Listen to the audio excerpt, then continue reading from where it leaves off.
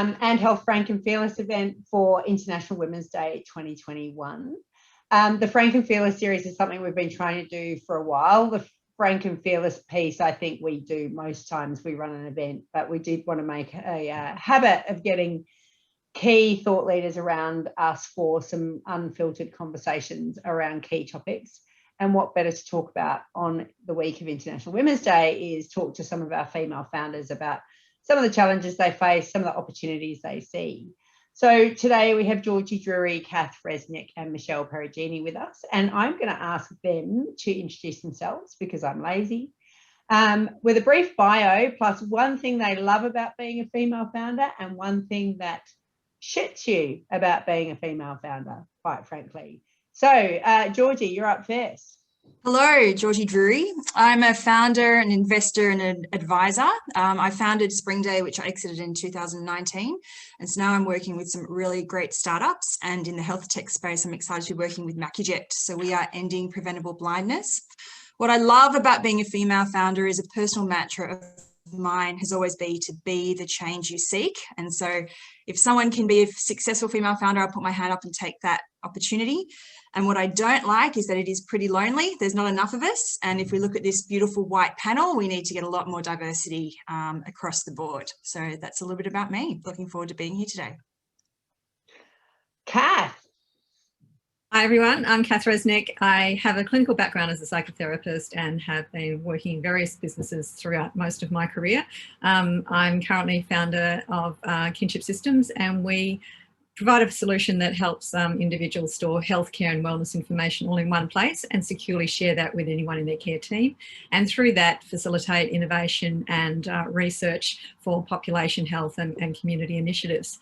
The thing I love about being a founder is, a female founder, is that I don't know, it gives me an opportunity to really use all of those skills and intuitions and experiences that I've had as a woman and as a mother and now as a grandmother into doing something that's really meaningful and creative and that solves some real problems that certainly that I see and that I feel are underrepresented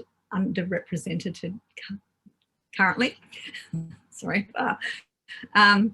And the thing that I really struggle with in terms of being a female founder is some of those very problems fail to get the recognition that they need in terms of getting funding and support and even sometimes in the procurement space when you're dealing with government, given this is a health sector. So there's some of the challenges, but overall, I actually really love being a female founder. Mish? Hi everyone, I'm Michelle Perigeni. I am a multi-time founder as well. I founded a previous AI company in 2007 that I exited to EY in 2015.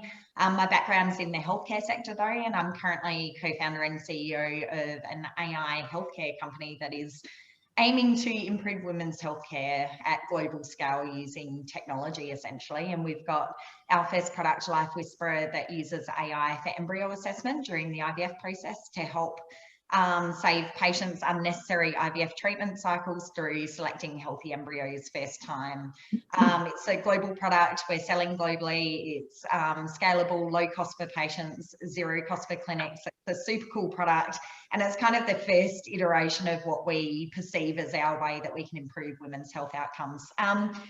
One of the things I really love about being a female founder, and I've been in this game for quite a long time, is I think the changing tide in terms of respect for female founders. I think things are changing and I'm really enjoying the opportunity to be able to bring empathy and understanding to the women's health space, which I think has been poorly understood and considered niche and not really that important from an investor perspective and from, you know, probably from misunderstanding from the male sort of empathy and connection to women's health problems. So that's the thing I love. I love being able to impact this space globally. One of the things I don't like so much is the exact opposite of what I like. The fact that there isn't a huge level of cross-understanding of women's healthcare issues. We are 50% of the world's population, so I find it incredible that that's still the case. There is a huge lack of funding for not just female founders, but female founders in the women's health space. And so that's something that I'm trying to kind of create success in and drive change. Thanks, guys. So for those that don't know me, I'm Bronwyn LeGrice. I'm the founder and CEO of ANDHealth. ANDHealth is my founder journey, but I've also been one of those evil venture capitalists and was in VC, I guess, a while ago when there weren't many of us women in VC. That's changed quite rapidly in Australia. But I've also been in the life sciences space for a long time as not just a female, but a young female and a young female without a science degree. So, you know, it is an interesting space, and just want to start off because, as all of you know, I'm usually the cynic in the room. So in terms of looking at things around landscape, what we do know is that, you know, higher representations of women lead to a 35+% higher return on equity and a 34% higher total shareholder return in businesses. We know the global data is universal in the fact that greater representation of women results in greater company performance. And I think if we look at the broader innovation ecosystem, I firmly believe that would happen here too. And we talk a lot about, you know, we're great at research and bad at commercialization, but, you know, let's drill down. We looked at 90 accelerators of the 50 in Australia, the 50 that declare their founders, boards and management team, only 15% are female founded. This is all accelerators across all sectors. Only 22% of accelerators have a female CEO, and less than 34% of board roles on accelerators are taken up by women. And if we go beyond that into some of the programs that we see around Australia, and this data is 2019 data, but the Entrepreneurs Program by Oz Industry, 25 female advisors out of a total of 137, that's less than 20%. Out of the Incubator Support Initiative, only 13 grants of 39 or 30% went to female founded or co-managed organisations. Only 25% of accelerating commercialisation advisors are women, and only 19% of accelerating commercialisation grants go to women. So before we even get to the systemic issues that happen in the private venture capital sector, we're already seeing those early stage seed programs by government start to influence and certainly not bring up a bigger, more equitable tranche of female founders. So changing that innovation landscape to be more supportive of female founders and putting in place policy levers that are easy to deploy that will rapidly change the composition of the sector, they're things that I'm really, really passionate about. So thanks everyone for being here. In terms of kicking off the questions, and I think that you all said all the things that you find negative about the sector, and maybe we'll revisit that at the end of the session when you've all warmed up a little bit.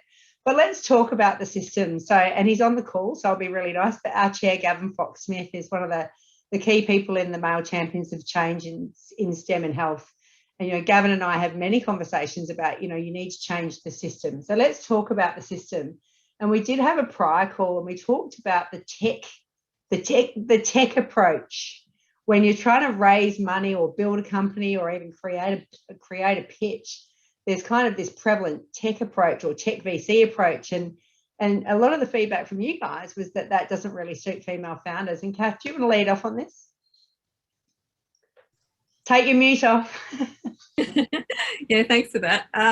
Look, just even beginning with the pitch. I mean, the pitch itself is a very competitive approach to trying to convey your platform or your business. Now, whilst, yes, when you're trying to convey a value proposition, the more succinct you can do that, the better, then that's one thing. But an actual pitch, I mean, how much does that really help you in terms of building your business? The thing about especially digital health and healthcare organisations is it's very much about relationships. Relationships take time. It doesn't necessarily tick all those commercialisation steps that a normal tech company might necessarily need to tick along the way. There are other steps around that commercialisation journey that are important, but none of them seem to be given credibility or recognised as valuable along the commercialisation journey. So it's very difficult if you're working in a complex area like health, where there's a lot of stakeholders, where your users are not your actual customers, where not only do you have users and customers, but there's somebody else who typically is involved in the procurement process. You know, how you convey your relationship with each of those and how you're going to get them on board does not necessarily align with the typical tech commercialisation or tech accelerator or tech startup journey, and you're often pitching to investors that only understand that space, and so none of the complexity really comes across, and none of the achievements you've made in solving those complexities seem to get recognised. So one of the other things that came up in that conversation was, you know, the kind of tech VC, especially when it comes out of the technology sector more than the healthcare sector, is pretty unforgiving of services businesses.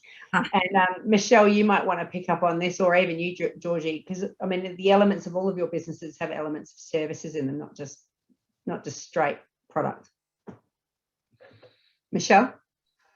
Yeah, I can pick up on that. But something that I just realised actually in your intro, Bron, is although, and also Kath just kind of raised it now, is that deep tech and life science is actually very different to traditional tech. And one of the really interesting things is that in research, you know, we talk about not much commercialisation from research. In research, there is actually a heavy predominance of females in their health and life science research, which is really interesting. So I wonder if that's what's contributing to, you know, women being kind of in those type of industries that aren't necessarily traditional venture capital type funded industries. And I completely agree with Kath. One of the main issues that we face is that these are really complicated sectors. There's a whole range of systemic issues that need to be overcome delivering products into their healthcare sector. They require patient investors. It's not scalable in the way that traditional software is. They're complicated business cases, complicated stories, require upfront investment to get long-term scalability gains.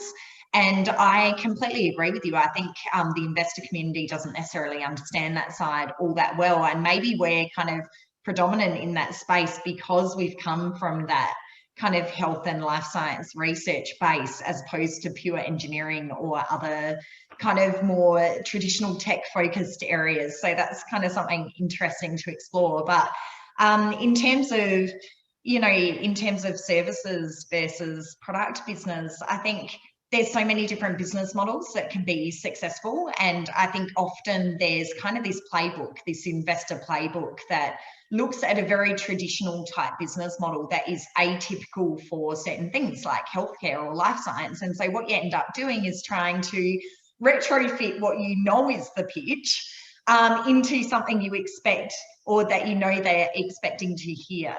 And that's really bad because women are very bad at being disingenuous about their pursuit and about their approach. And I am a terrible liar and I cannot back something that I don't believe in. And so it's kind of actually really difficult to try and have to retrofit to an expectation as opposed to really try and think about unique business models and unique ways of building these businesses that could be potentially even far more effective in the long term, but just need kind of recognition. So that's what I would say.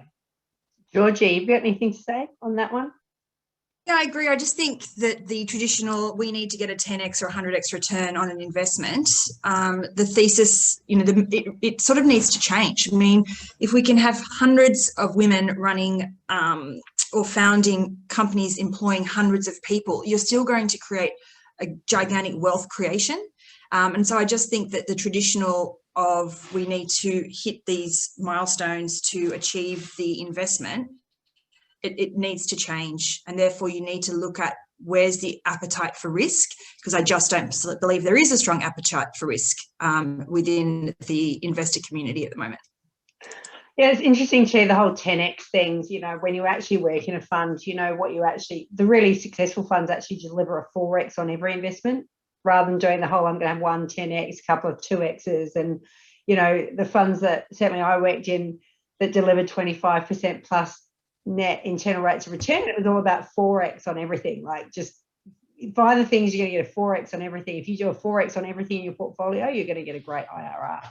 So, you know, I think that whole model of, you know, in a VC fund, you get 1 to 2 things that blow the lights out, and then other stuff can be really mediocre. I mean, that's a soul destroying way to run a VC fund, in my view. But of course, there's not many people that look like me running VC funds in Australia. So, you know, maybe that's a different philosophy. But I did want to pick up on a point you know, Kath, you talked about relationships taking time, and Michelle, you talked about shoehorning models into things that people want to see. And, you know, one of the things about relationships, right, because one of the things about changing the system, especially, and you see this hugely in the investment equity capital market space, is those relationships are pre-existing, because it's a whole bunch of blokes that went to school together.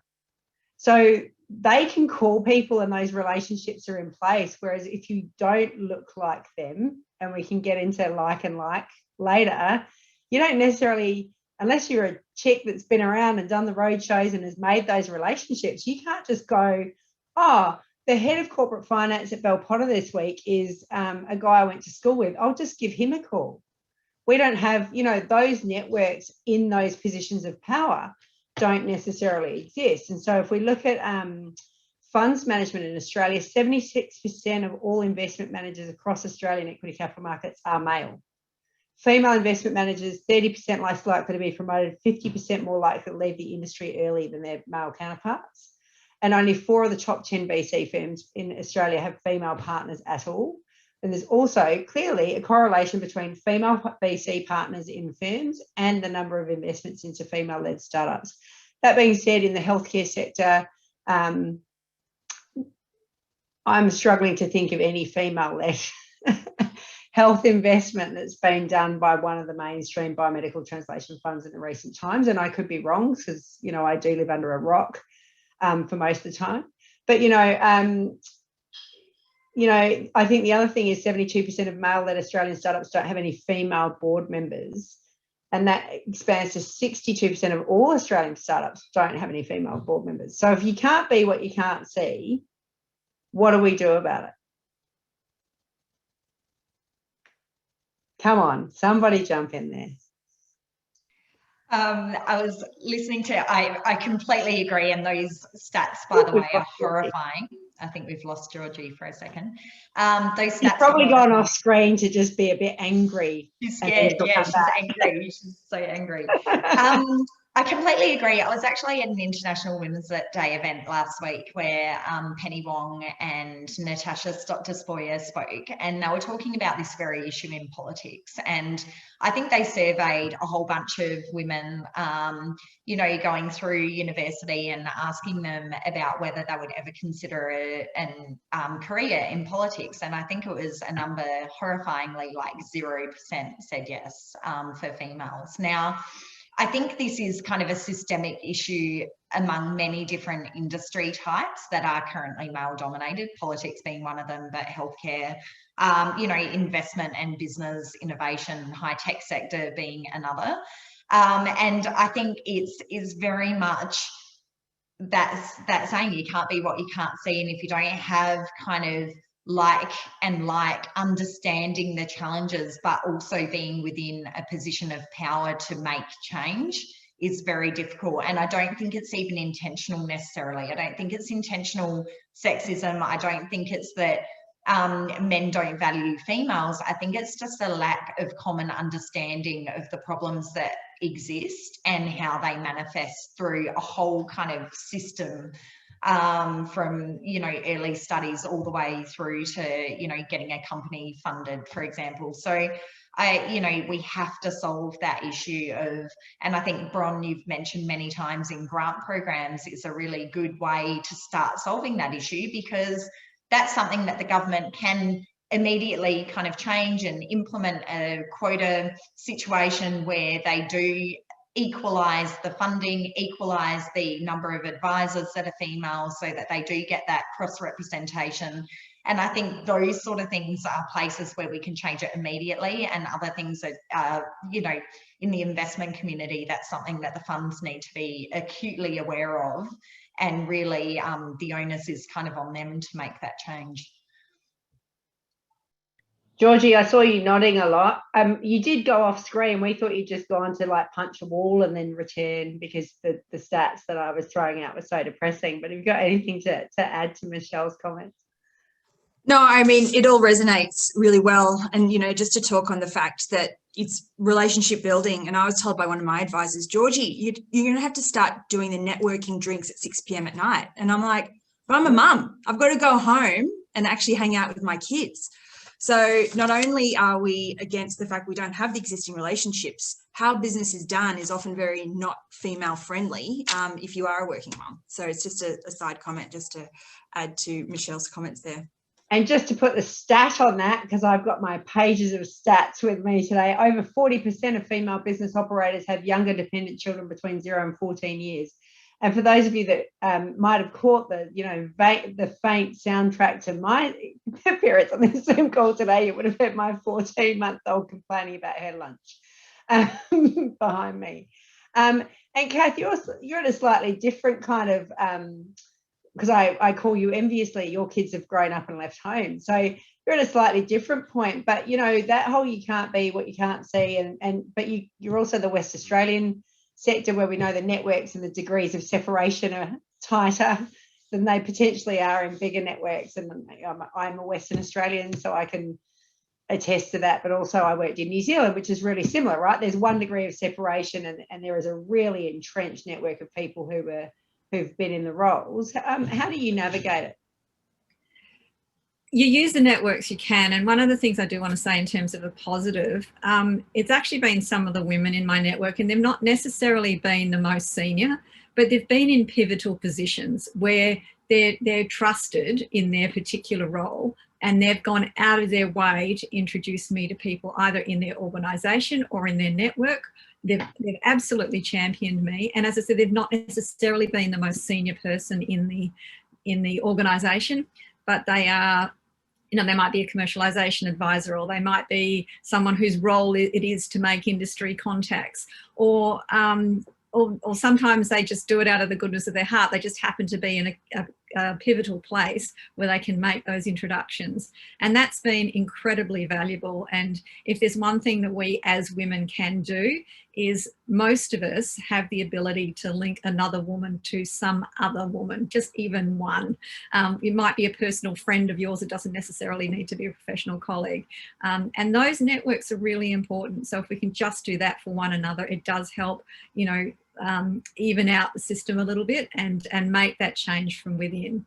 Because if you can champion those changes within, even just getting the senior people around you to just listen. Like sometimes I just feel if we could just encourage everyone to just listen a little bit more, listen to a different approach, listen to different business models, listen to different challenges, say in the healthcare sector, listen to different ways of approaching problems, whatever gender you are, I think it would make a really big difference.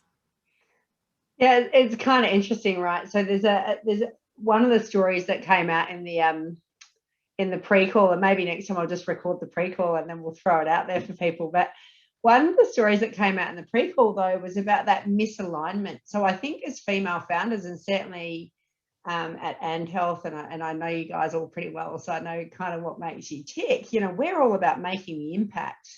We'll wear the financial hurt, all of that stuff, as long as what we do changes lives for the better, right? That's what we're doing it for.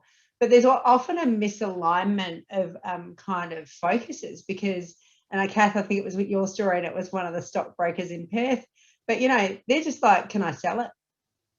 They're only, their entire, their incentive, their focus is this a story I can sell, take my 6% and move on?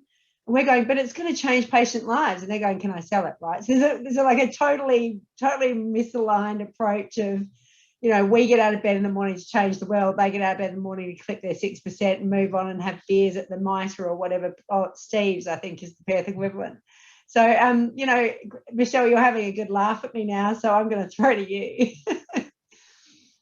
I am having a good laugh at you. I'm just hoping I don't have a coughing fit during my laugh. It's very, very disheartening when your pitch about creating impact and changing lives gets boiled down to a spreadsheet calculation. And when that spreadsheet just needs to look a particular way and you need to manufacture it to do so, even though that's not the way that's going to be best serving the business or the impact that you're trying to create. I think that's incredibly frustrating, and I think it happens often. And actually, it's really interesting because I think when you're a founder of a business, you need to be so true to the mission of the business that you actually have to say no to those types of investments, because once you're in that, and this is really hard, right? Because it's always a balancing act. You can't do anything without funding, but you also need to have complete alignment with the investors that you're working with, because you're working towards building this company for a shared vision.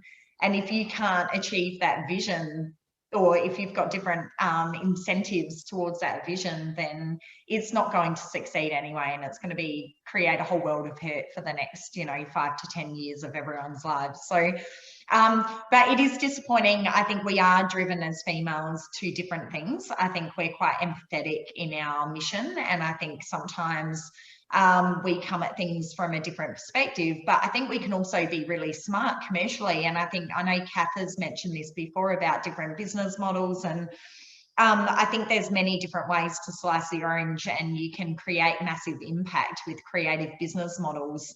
You just need kind of an audience that can understand and empathize with the reason for the vision of the company, and how to back that, and does it make commercial sense, even if it's an atypical kind of approach.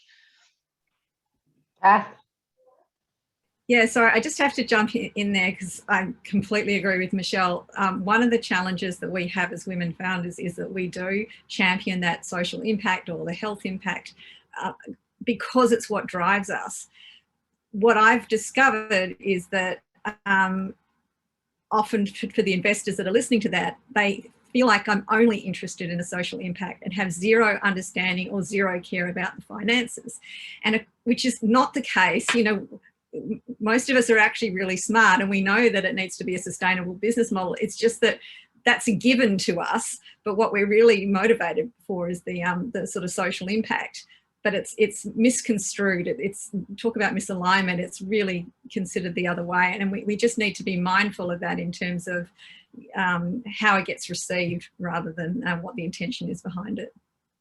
And I see Georgie's taking herself off mute, but I was just about to say that there's a perfect leader into the fact that you both mentioned empathy. We talk about resilience a lot. COVID, I think 2020 really brought into evidence how successful a lot of female leaders were in terms of empathy and resilience when teams got sent home, and some of the kind of older style managers were going, how do I manage a team if I can't look over their shoulder? Meanwhile, the ANDHealth team happily went home and started doing yoga at 7 in the morning instead of getting the train. So, but also, we talk about psychological safety and emotional resilience in terms of performance, and that's Georgie's area. And Georgie got some great data, but let's talk about, that the psychological pieces of female leaders and why they are actually quite transformative. Yeah, well, I think if we can look at how important, and the new research that's coming out, how do we put soft skills on the balance sheet? So it's not just what number am I generating from a revenue perspective, it's how can I actually grow sustainable teams that want to stay, that are engaged, that love their job. And, we can see that psychological safety, emotional intelligence and empathy are the skills that top leaders require today to actually build those teams of the future. So gone are the day of having, transactional leadership. We're after this transformational leadership, and women generally do that. I mean, we're doing that within our own families. And if you think about resilience, you ask a working mum, where's your focus today? You know that she's going to get a lot of stuff done in a very small amount of time because she's got to get home and put dinner on the table. And that doesn't discount that men have the same level of responsibility, but it's just something that's ingrained when you birth a child, or even being a female, that it's a natural inkling for you to be operating that way at that level. And I just think, if we think about where money's coming from, we're trying to sell to men who are investors. How do we go and sell to women? And how can I have 1,000 women all putting $1,000 in on the cap table instead of one man writing a $100,000 check? And so we need to actually educate women to back women, even with a small amount of money. I was really excited that 30% of my cap table at one point was female. So, there are women investing in other women. And so how do we actually build that side of the marketplace or society as well? Yeah, absolutely.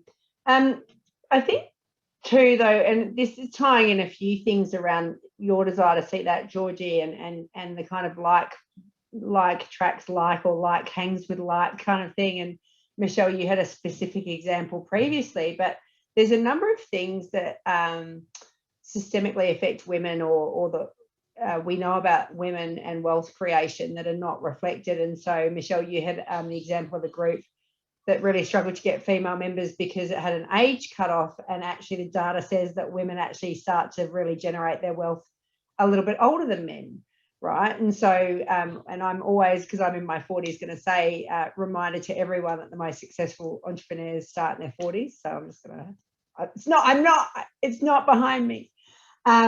But also, you know, there's two sides of it. One is, how do we get women into those groups when they don't fit these arbitrary cutoffs that have been designed by the groups, which is 90% populated by men? But the other thing is, what do we do about some really scary emerging problems around, you know, wealth differentiation between men and women in Australia, home ownership between men and women, and actually the homeless problem of older women. You know, there are systemic wealth issues. You know, when we think about income inequality, we probably don't just think about the people that we might see sitting around a table at an International Women's Day lunch, but there is, you know, a significant amount of income inequality that happens. Divorce happens, that can skew things.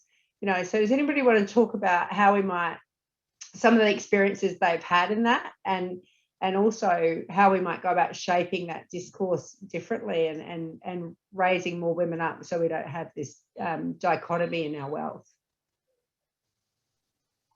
I can make a couple of comments about two specific examples. So one of them was with that membership group for executives. There was specific criteria for that group, and actually one of the male members mentioned to me, well, you know, will you be applying? And it's like, well, I don't, you know, hopefully I will get to that wealth level by the time I am, you know, the age that I need to be before I enter that group. But, you know, it's uncertain, unclear whether that's going to happen or not. And I think that's a real shame, because that's something that can be easily changed, right? They're just cut-offs and criteria for a group. And that particular person recognised that it was male dominated, and that's an issue, and that the discussions that are being had amongst those executives are really valuable for those executives. Wealth creates wealth. And experience gives experience, and that's the whole value of those types of groups. But if you don't have the diversity of women and men within those groups, and I think both sides are missing out. I think we have a lot to offer. It's not just us wanting to be in that group so that we can gain value, it's because we can give value to them as well. And so I think those sort of things are really frustrating, because they can be changed so easily, and I think they will change. But one of the other examples was from one of the female funding grant programs in Australia that I was ineligible for. Now, this was about, you know, and I don't like to call out specifics, but it was around supporting female founders. But the criteria was that the female founder had to have greater than 50% ownership of the company. Now, I don't see how that has any relevance. It shouldn't be about the ownership level. It should be about diversity in leadership teams, and whether that female is having a driving influence on that business as a co-founder or as a CEO. Because I put myself into perspective. I've got two fabulous male co-founders. I'm the CEO. I'm in a women's health sector. I'm driving kind of, you know, I'm leading as a female. Why on earth would I not be eligible for that type of program? So things like that, again, is kind of a systemic issue, and a lot of it is unintentional. But I think things like that need to be thought through better, and the criteria needs to match what's reasonably possible and happening within the female community. If we don't have the same level of wealth, then we can't meet those criteria. We can't even co-found businesses at a majority stake because we don't have the wealth to be able to support them. So it's a really interesting situation, but I think some of those things are just so easy to change. It requires awareness, recognition, and the willingness to kind of to change those criteria. Kath, I know you've had similar experiences with grant programs. Do you want to add anything? Yeah, the specific grant program that you were talking about. I mean, I had the majority shares in that in my company, but those shares were via a family trust, of which My husband had 50% share, so they actually went into the detail to determine that actually he owned 50% of my shares of the company, and therefore, you know, the eligibility was in question. But more than that, there was also, it excluded any of the CEO salary or any CEO expenses in terms of what got funded out of that program, which, so you expect the, you know, in terms of wealth for women, you're struggling to have your own wealth. You set up the company in a way that's legally astute, and then you apply for a specifically female funding program, but told that none of your salary can count, and yet so you can't get paid out of that, and your share of the company doesn't count either. I mean, how are they supposed to be supporting female founders? And then have to get match funding for it as well when it's already difficult to attract funding for female founders. So it just kind of feels like even those programs that are set up for women aren't necessarily looking after our interests or even considering some of the challenges we're negotiating. So you sometimes feel like they were set up for women by men in exactly the same way as a program would be set up for men, yeah? Is that what we're saying? Yeah. Yeah. Michelle's laughing, but Michelle, I don't want you to have a coughing fit, so I'm sorry, I'll have to keep the jokes to a lower level. Georgie, I'm not sure if you've got anything to comment on. I will actually share some stuff on grant structures because I think it is a pertinent point, and it specifically relates to health technology in that, you know, we are looking at companies that spend a long time pre-revenue. This isn't just like a consumer SaaS business that, you know, your whole valuation is driven on the revenue you generate, and if you get enough users, you're good to go. This isn't a Canva style company. This is a company that might have to go through randomized controlled trials in multiple countries to get regulatory approvals, and that's before you even navigate the who's going to pay for it question. Georgie, have you got anything to add on the grant structures before I kind of jump in? And no, I think, you know, I haven't ever achieved any of those grants, but or were eligible to go for them. But it's also the time involved. So, you know, for me, raising capital, it's a full-time job. I had my old CTO say, George, you could sell $1 million worth of product faster than you can go and raise $1 million worth of capital. And it's the same time as the ROI of my time is at best filling in a grant when the opportunity to receive that grant is so low, as opposed to out there selling to actually build a business and going for revenue, as opposed to grant money or capital, if you're, you know, post revenue. Yeah, Stuart Elliott at Client Innovation always likes to say the best capital is a custom contract, which is great if you're legally allowed to sell your product, not so great if you're not. But, you know, and you know, look, I think most people on the call will be aware the Boosting Female Founders Initiative has been launched. It ran last year. It's just been topped up with another $11.6 million this week. But there are systemic issues in that grant structure for female founders in healthcare. One of them is a 50% ownership requirement. So even if you start with more than 50% or even 100%, if you've gone through a couple of rounds of capital in order to fund the clinical development, you're possibly already under 50. I mean, even male founders don't necessarily end up with big chunks of equity by the time they get those products to market and in listing, and you know, to require, if we want to incentivize women in the deep tech, the deep STEM industries that are not direct to revenue kind of businesses, we need to consider the difference between ownership and control, and we need to understand the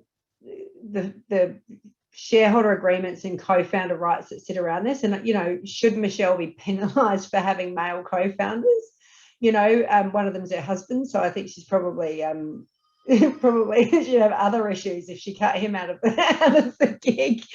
But you know, so, you know, a 50% requirement. And by the way, we had this with my husband's startup, the same thing with an investment group that was for women. And because I did have 50% of the company, but I wasn't the active executive and CEO, we were deemed ineligible. So it's, you know, I was involved on a day-to-day basis, but somebody basically had to pay the rent because, you know, startups.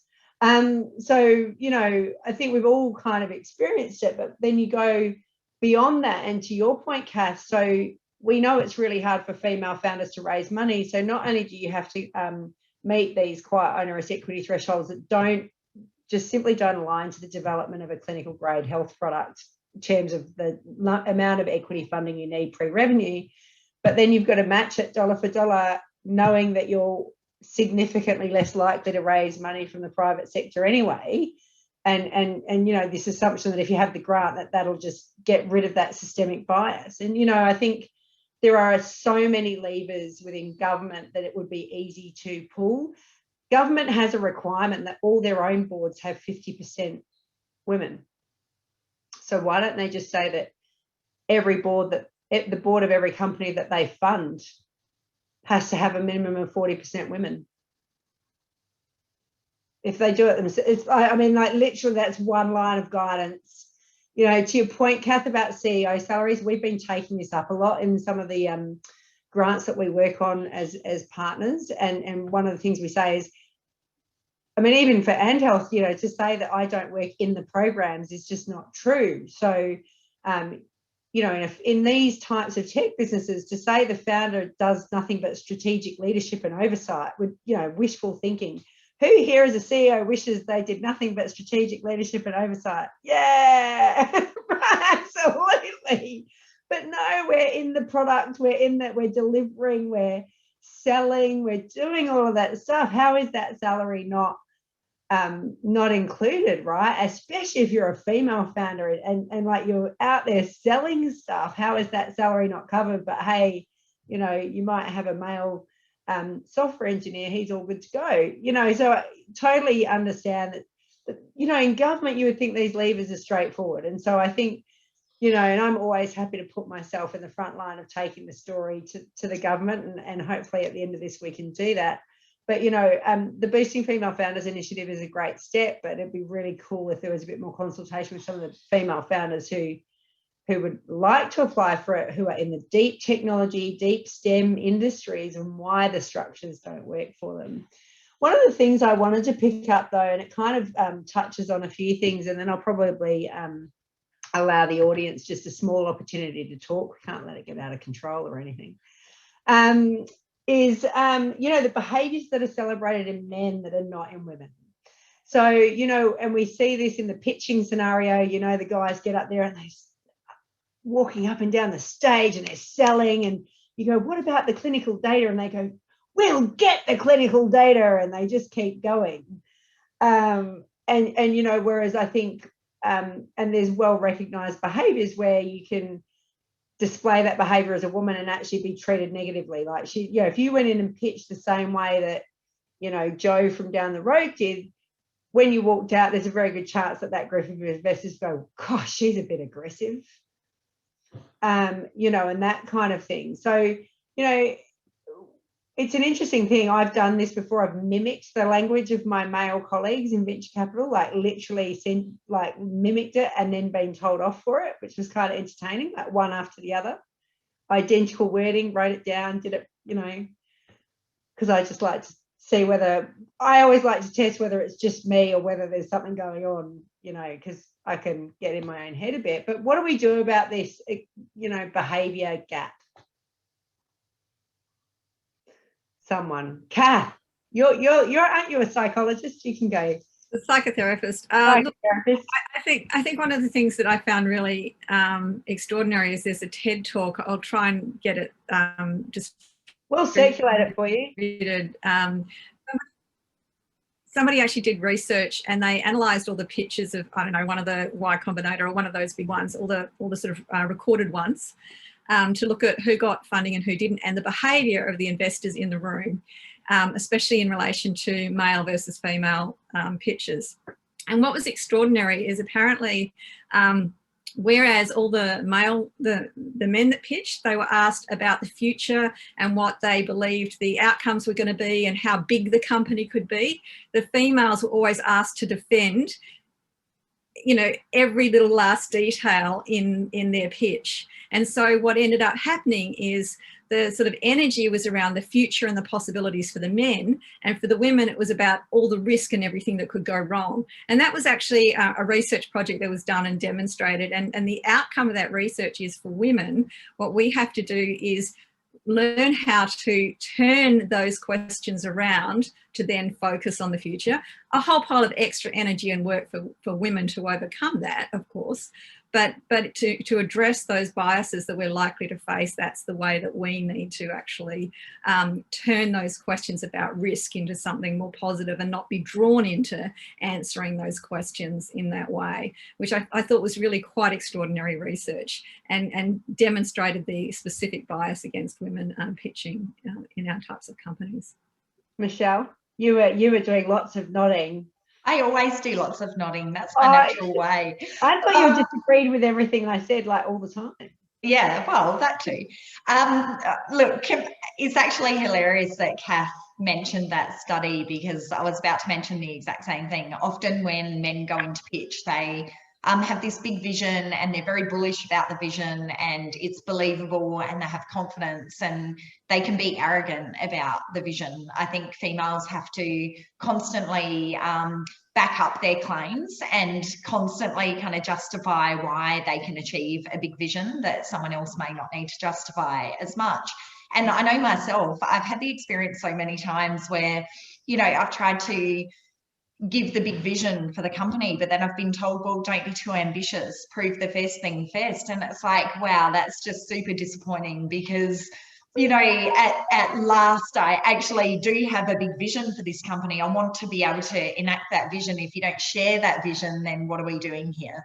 So it's really, I think it is, again, one of those inherent biases, and just comes from a lack of confidence probably on the female side, and the way in which we pitch, which I think, you know, maybe we can kind of, over time, we can develop more confidence in our pitching. But I also believe that you can't pitch in a way that's not natural and comfortable to you, and we just pitch in different ways. I'm a very natural kind of, I can't script things. I've been in these TED Talk, like TechCrunch type pitches before, where the advisors have told me this is exactly what you need to say, when you need to say it, word by word, don't change a thing. And I can't do it. It's just not my natural way, and it won't come across right. It'll sound disingenuous. And it's just, I don't think we should have to do that. But I do think that we need to have more confidence when we pitch, and we need to be confident to say, no, this is my vision. This is my big vision. It's what I have planned for the company. You either align with that vision or you don't. And so it's about kind of that inherent confidence as well. Georgie? Just from my experience, I think that a lot of men don't think that there is a problem. And I was in a room with an investor once, and he saw how overt another investor was looking at him to try and understand the company and the business, even though it was my business. And he said to me, I just witnessed it, didn't I? And I said, yeah, you literally just witnessed an unconscious bias, and the fact that, you know, they were talking to each other at a level that completely discounted me as the founder and CEO of the company. And it was an eye-opening experience that I think that men fundamentally do wish to support women, but some of them don't know that there is a problem. And until they experience it firsthand, then it becomes a motivation for them. And so there's something along those ideas, that it's how can you actually motivate people to make change and to inspire change, and then to put their hand up and agree that we can't just keep the cookie cutter approach. And to Michelle's point, let's back a different pitch and a different style, because we actually don't know that that might be more successful. And there's some that will just never accept that there's a problem. I hire women. My favourite thing. I clearly don't have a problem with diversity because I hire women. Wow, you hire 50% of the population. Woohoo! Yay! Pat yourself on the back. And it's amazing because, as you know, ANDHealth only recently got its first senior executive who is of the male gender. And I used to go to events, and I would often get asked, and I mean nearly every event, don't you think you've got a diversity problem? Because I had an all-female team. And I'm like, okay, well, there's 10 CEOs with all-male teams. When you go and ask all 10 of them, you can come back and ask them. Because you haven't gone to ask them. Just because our organisation is the anomaly, you want to single it out. And I think there's some fascinating comments coming through. But I did want to say the comment about being arrogant about the vision. Was that you, Michelle? I've watched this as a VC sitting in a room with an all-male investment team. I've watched this. I've watched guys come in and oversell the vision, and a whole bunch of my male colleagues go, whoa, yeah. And I'm going, whoa, hello, did you read this thing? Like, what? Because I'm looking for the risk going, no way, man. Did you look at that financial model or did you look at that deal comparator? And so, but it comes back to we also have to look at how we change who's on the other side of the table, because when you've got that kind of arrogance about the vision and that desire to be wowed by the vision in the same room, and it's not great for the people who invest in the investors either, by the way. So, but there's been some interesting comments coming through, and before we wrap up, I do want to touch on some of them. One of them was, thank you to everyone that's posted positive feedback for our chat. If you guys think this is the kind of thing we should do more of, please let us know. I certainly have more fun doing this kind of stuff than I would be doing if I was doing some of the stuff that's on my to-do list.